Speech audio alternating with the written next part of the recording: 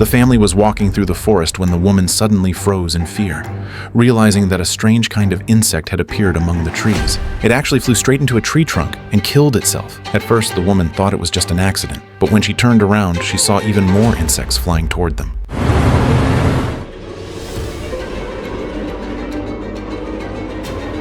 The story begins with a rescue mission. In a certain area of the North Atlantic, several NASA speedboats were heading toward a blue floating object not far away. It was a NASA re-entry capsule, carrying a crew who had gone into space for a special mission. However, when the rescuers opened the hatch, they found only one female astronaut inside. Her helmet was cracked, and seawater had leaked into the cabin. The team immediately began to check her condition. After an initial examination, they discovered she was seriously injured and unconscious, but not in mortal danger. The rescue team quickly transferred her to the speedboat. But while they were busy with the rescue, no one noticed a circular mark on the side of the capsule. With a helicopter escort, the unconscious astronaut was soon taken to New York First People's Hospital.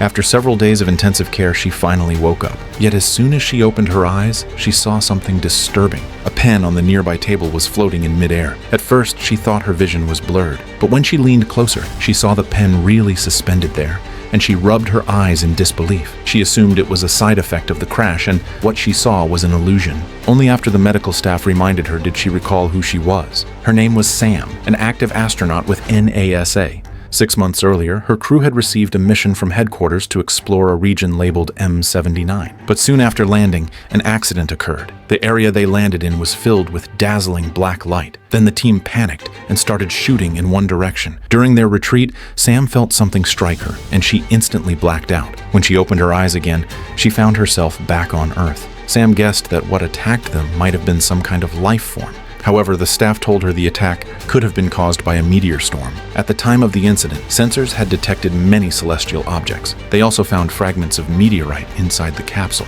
And of the entire exploration team, Sam was the only survivor. Learning that all her teammates were gone made Sam deeply sad. Though her life was no longer in danger, she still couldn't go home. Doctors detected traces of radiation near her wounds, so she needed to stay in isolation for a while. Through the protective door, Sam looked down the hallway at her daughter Izzy and her husband Mark, feeling a bit low in spirits. Just then, her father William arrived. He was a senior NASA official and the one who had commanded this mission. He brought Sam good news. She could be discharged, but had to stay in a mountain cabin for 3 months of observation. During that time, Mark and Izzy could come visit her. Although the mission had suffered great losses, they still brought back valuable data. Most notably, the spacecraft had received a strange electromagnetic signal.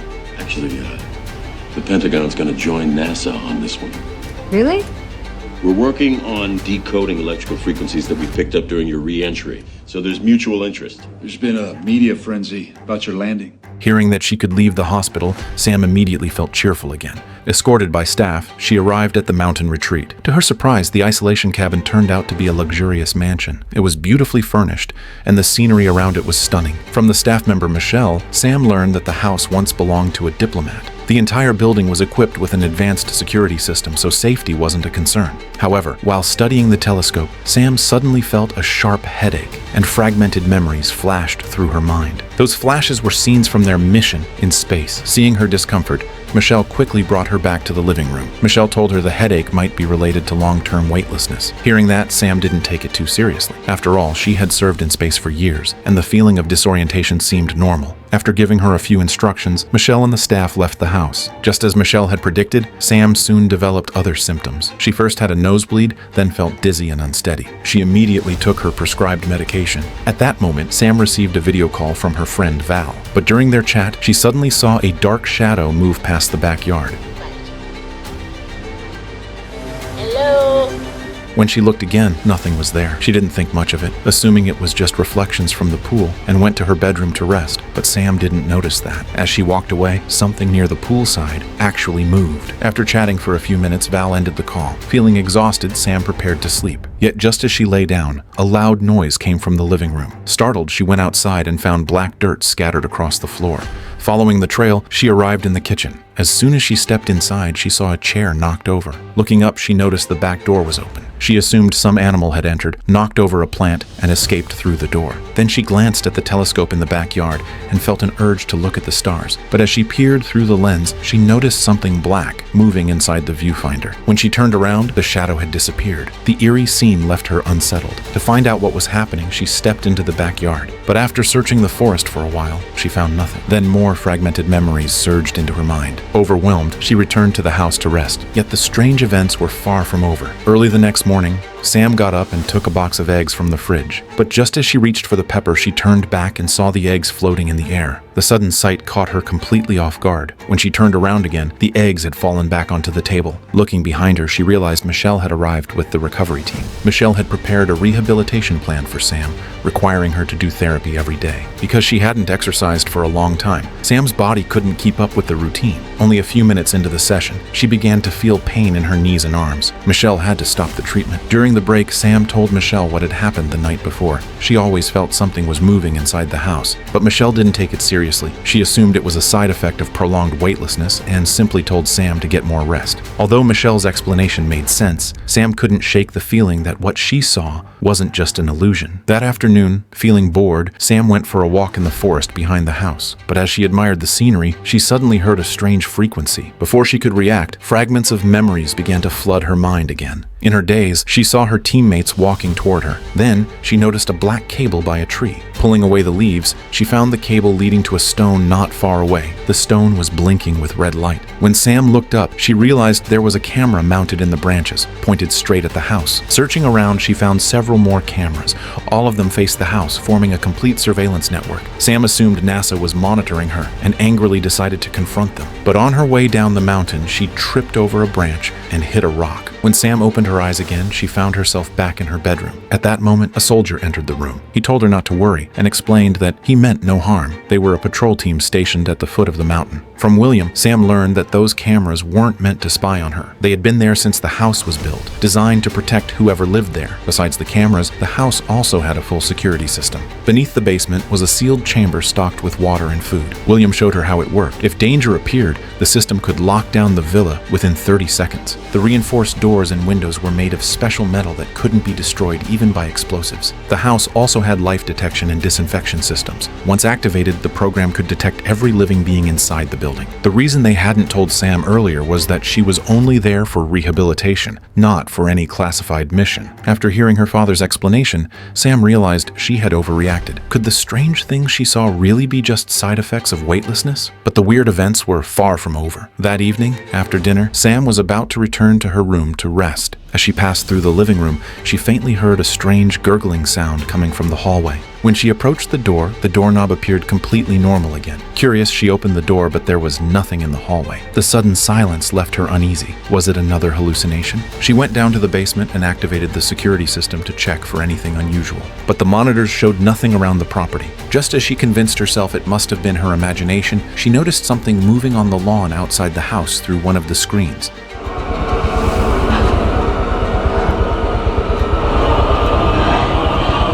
The eerie sight made her freeze in place. But when she opened her eyes again, she found herself waking up at the control desk. Checking her phone, she saw it was already the next day. When she went upstairs, Michelle and the medical team had just arrived. To her surprise, her husband and daughter came with them. It turned out her father had approved the visit so she wouldn't feel lonely. Seeing her daughter after so long finally eased Sam's tense nerves. She told her father what had happened the previous night. To prove she wasn't lying, she took him to the basement. But when she opened the footage from last night, the screen was full of static. Nothing had been recorded. Sam wanted to prove her story, but her father believed she was hallucinating and advised her to relax. Looking at the empty footage, Sam didn't know how to explain it. Then she noticed the life detection system nearby. She activated the scan, and within seconds, a dozen red dots appeared on the screen, each representing a living being. Although she still felt something was wrong, she decided to set her doubts aside for the moment. Sam and her husband took their daughter to the forest behind the house, but just then, the same strange sound Sam had heard the night before echoed through the trees again.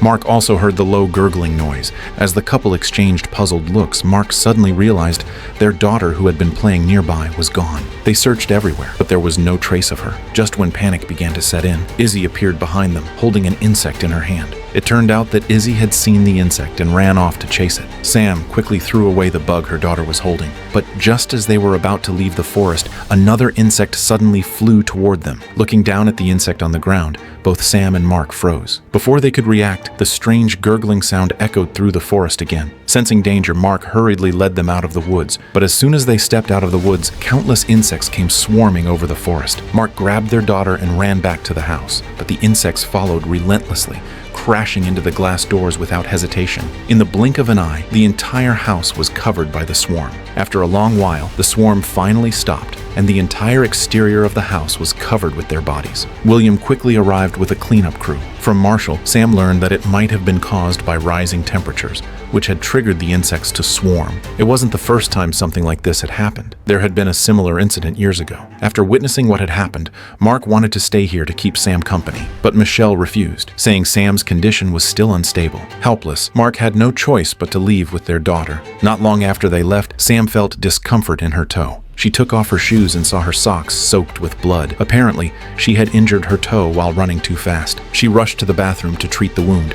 By the time she finished, it was already evening. She turned on her computer and began searching for the insects they had seen earlier. They were called cicadas, a type of seasonal insect that always appeared in massive groups. The strange gurgling sound she heard earlier also came from them. At first, Sam thought it was just a normal natural event, but then she noticed something in the article. It said cicadas only swarm in areas with magnetic field anomalies. Reading this, she suddenly thought of her own irradiated body. Could it be that she had caused this phenomenon herself? Panicking, Sam ran to the bathroom and took off her clothes, only to see her wound glowing faintly on her back. She quickly called her husband and told him something was really inside the villa. But before she could finish, the security system suddenly activated. Before Sam could react, the house's signal was cut off. Hearing the alarm, she immediately ran toward the basement shelter. In her haste, she tripped and rolled down the stairs. When she got back up, her back burned with pain and she felt something oozing out. She reached behind and found a jelly-like transparent substance seeping from her wound. Hearing noises upstairs, she didn't dare to stay and hid inside the shelter. She turned on the security monitors to check what was happening inside the house, but the screens showed nothing unusual. Even though the cameras didn't capture anything, Sam was sure something invisible was in the house. Then she remembered the life detection system. She activated a scan of the house. Within seconds, the system detected multiple life forms inside. Using the data, she switched to the corresponding camera. The screen suddenly went dark, confirming her worst fear. Something had followed her back from space. It had to be the same kind of life form that attacked their crew, creatures capable of turning invisible. Sam activated the villa's disinfection system. The ultraviolet rays could reveal what couldn't be seen by the naked eye. Just then, the gurgling sound echoed in the hallway again.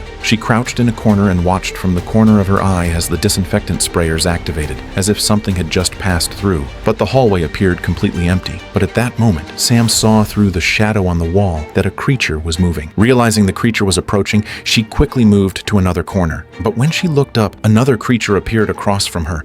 Panicked, she crawled into an air vent and escaped into the next room. While trying to think of a way to contact William, she noticed something strange about her hand. The burned area on her palm was glowing faintly. Sam suddenly understood. The alien organism had attached itself to her burn and returned to Earth with her. Searching the room, she found a secret passage leading to the back of the mountain. Worried about his wife's safety, Mark arrived there with their daughter. Mark tried to reach Sam, but with the villa sealed, all communication was cut off. As he worried, Izzy suddenly ran toward the forest. Mark followed her gaze and saw strange lights flickering deep among the trees. Meanwhile, Sam was running terrified into the forest. Realizing something was terribly wrong, Mark chased after her. At the same time, William also arrived with his team. Seeing the glow in the woods, they too entered the forest. There, the fleeing Sam was captured by the creature, but it didn't harm her. When the creature spoke, a wave of memories flooded her mind. It turned out that the one running away back then wasn't Sam. It was these alien beings. It all began over 20 years ago during a space exploration mission.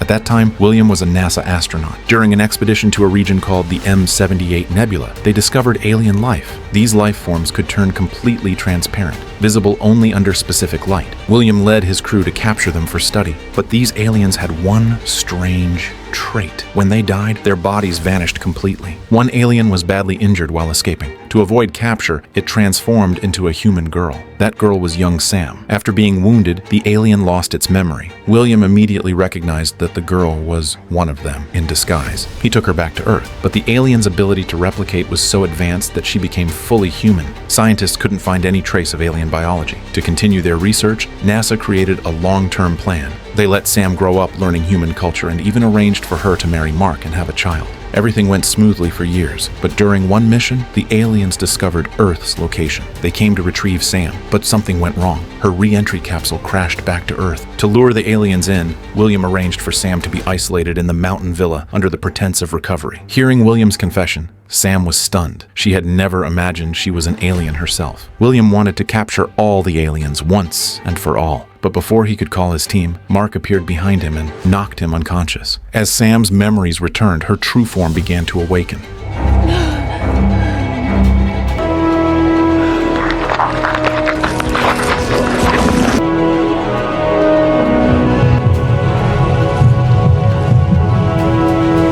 Seeing his mother transform, Izzy froze, but instead of fear, she stepped forward and embraced her.